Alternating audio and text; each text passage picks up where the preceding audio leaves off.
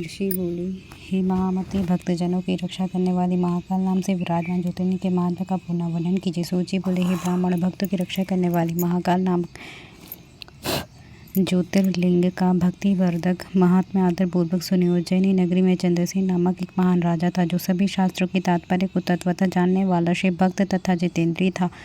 उस राजा का मित्र महादेव के गढ़ों में प्रमुख मणिभद्र नामक गढ़ था। वह समस्त लोगों द्वारा नमस्कार था। किसी समय उदार बुद्धि वाले उस गढ़ाध्यक्ष मणिभद्र ने प्रसन्न होकर उसे चिंतामणि नामक उत्तम मणि प्रदान की। सूर्य सदृश प्रकाश करने वाले वह मणि कौतुक भमड़ी के समान ध्यान करने, दर्शन करने तथा सुनने मात्र से निश्चय ही कल्याण प्रदान करती थी। उसकी प्रकाश तल का स्पर्श पाते ही कांसा, तांबा, लोह, शीश, पाषाण और अन्य धातु खनिज आदि भी शीघ्र ही सुवर्ण हो जाते थे। ये चिंतामणि को गले में धारण करके वह परम शिव भक्त राजा चंद्रसेन इस प्रकार शोभित होता था, जैसे देवगणों के बीच सूर्य शोभित होते हैं। चिंतामणि से युक्त ग्रीवा वाले नप श्रेष्ठ चंद्रसेन के विषय में सुनकर पृथ्वी के समस्त राजा उस मणि को लेने के लिए आतुर मन वाले हो गए।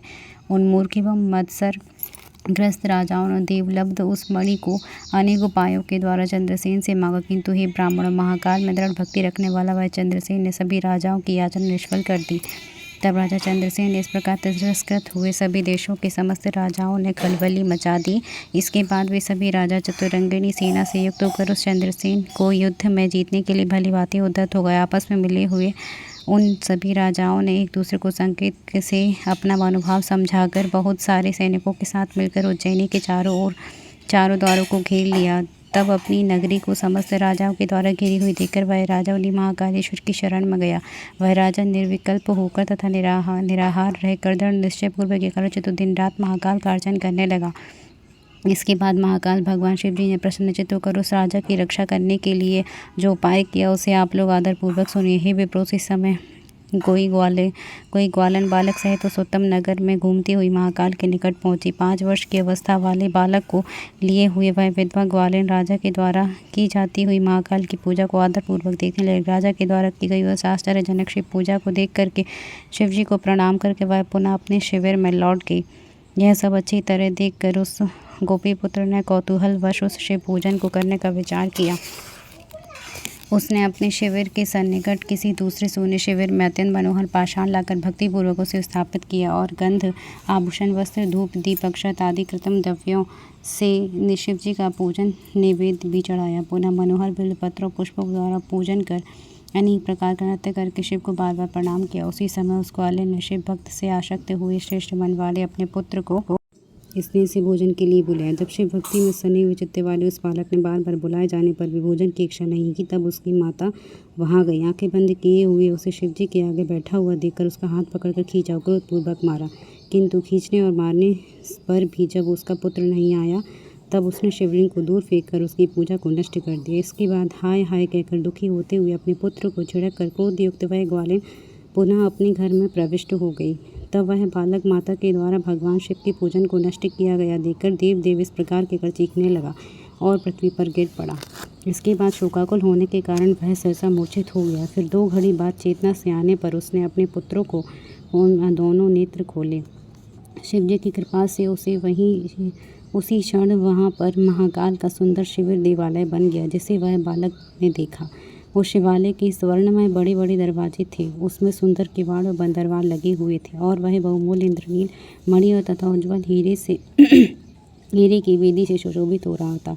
वह विचित्रता युक्त बहुत से तप्त सुवर्ण निर्मित कलशों से युक्त था और मणि के खंभों से जगमगाते हुए स्फटिक मणि के बने हुए भूतल फर्श से शोभायमान हो रहा था। उस गोपीपुत्र ने उस देवालय के बीच में कृपा निधि शिव जी का रत्नमय ज्योतिर्लिंग देखा, जो उसकी पूजन सामग्री में सर्वथा अलंकृत था। यह सब देखकर वह बालक सहसा उठकर खड़ा हो गया और उसे मन में बड़ा आश्चर्य हुआ। वह उठकर आनंद सागर में मानो निमग्न हो गया। तदंतर बारंबार शिव की स्तुति तथा प्रणाम करके सूर्यास्त होने पर बालक शिवालय से अपने शिविर में चला गया। उसने शीघ्र इंद्रनगर के समान सुवर्ण से बनी हुई विचित्रता से युक्त तथा अत्यंत उज्ज्वल अपने शिविर को देखा। उसने सायंकाल के समय प्रसन्न हो मणियों एवं सुवर्ण से रचित सर्व शोभा संपन्न अपने भवन में प्रवेश किया। वहाँ उसने दिव्य लक्षणों वाली रत्नालंकारों से जगमगाते हुए अंगों वाली तथा साक्षात सुरांगना के समान प्रतीत होती हुई अपनी माता को सोते हुए देखा। हे विप्रो, इसके बाद आनंद से परिपूर्ण हो शिव की कृपा पात्र उस बालक ने वेग पूर्वक अपनी माता को उठाया। जब वह उठी तो सब अपूर्व अद्भुत दृश्य देखकर आश्चर्यचकित हो आनंद में निमग्न हो गए। उसने अपने पुत्र का आलिंगन किया।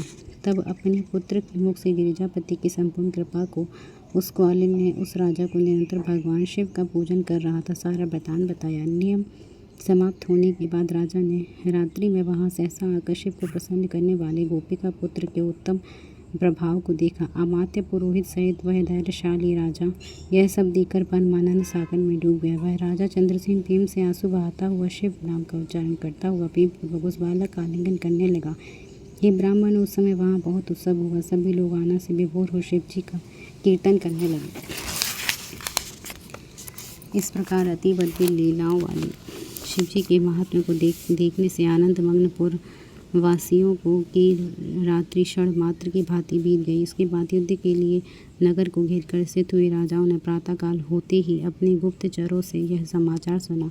तब जो राजा वहां आए हुए थे वे सब यह सुनकर आश्चर्यचकित हो गए कि एकत्रित हो आपस में कहने लगे, यह महाकालपुरी उज्जैनी का अधीश्वर राजा चंद्रसेन शिव भक्त होने से निश्चित तथा दुर्जय है, जिसकी पुरी में शिशु भी इस प्रकार शिव भक्त है। जब वह राजा चंद्रसेन तो महान शिव भक्त होगा, निश्चय ही इसके बाद इसके साथ विरोध करने से तो शिवजी क्रुद्ध हो जाएंगे, उसके क्रोध से हम सब लोग विनष्ट हो जाएंगे। इसीलिए हमें इस राजा से मेल कर लेना चाहिए। ऐसा करने पर शिवजी हम लोगों पर महती कृपा करेंगे। सूची बोले, इस प्रकार निश्चय कर उन राजाओं ने बैर भाव को त्याग दिया। उसका अंतःकरण पवित्र हो गया और उन लोगों ने परम प्रसन्न होकर अपने अपने हाथों से अस्त्र शस्त्रों का त्याग कर दिया।